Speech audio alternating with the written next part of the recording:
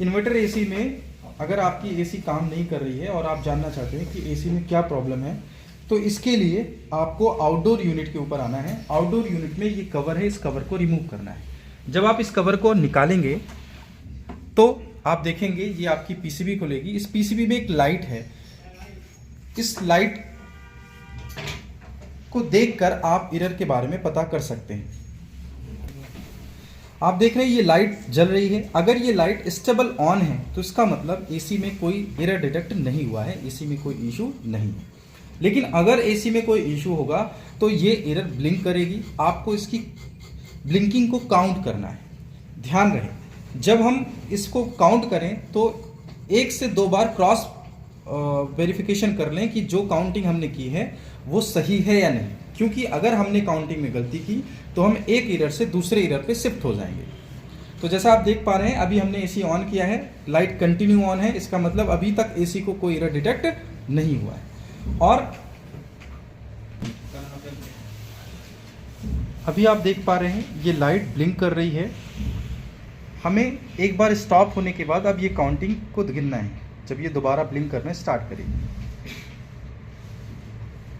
1 2 3 4, आप देख रहे हैं 4 बार ब्लिंक होने के बाद ये रेस्ट हुई और फिर सेम फ्रीक्वेंसी को मैच करते हुए 4 बार करेगी। अगर हम इसके एरर लिस्ट में जाएं तो यहाँ आप देख पाएंगे कि 4 के सामने आपको दिख रहा होगा compressor starting abnormal, phase failure या रिवर्स। इससे हमें ये पता चलता है कि कंप्रेसर से रिलेटेड इशू है। अब मैं आपको दिखाता हूँ, यहाँ पर हमने कंप्रेसर का जैक निकाल रखा था, यानी जो प्रॉब्लम कंप्रेसर से रिलेटेड थी वो मशीन में ने एरर को डिटेक्ट किया दिया। इससे आपको ये पता चलेगा कि मशीन में क्या इशू है। सेकंड केस में देखेंगे, यहाँ पर मशीन में दूसरी कोई इशू है जिसकी वजह से आउटडोर हमारा स्टार्ट नहीं हो रहा है।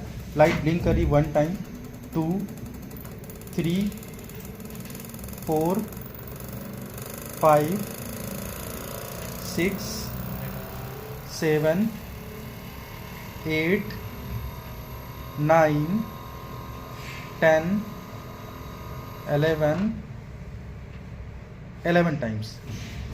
अब हम देखेंगे 11 टाइम्स कहाँ है। यहाँ पर आप देख पा रहे हैं 11 टाइम्स यानी outdoor ambient temperature sensor fault. इससे पीसीबी ये इंडिकेट कर रहा है कि आपके एम्बिएंट टेम्परेचर सेंसर में इशू है। आप देखेंगे यहाँ पर एम्बिएंट टेम्परेचर सेंसर कटा हुआ है। तो इस प्रकार आप किसी भी एसी में अगर आपका आउटडोर काम नहीं कर रहा है, नहीं चल रहा है, तो आप आउटडोर पर आकर इस एरर लिस्ट को फॉलो कर एरर को फाइंड आउट कर सकते हैं।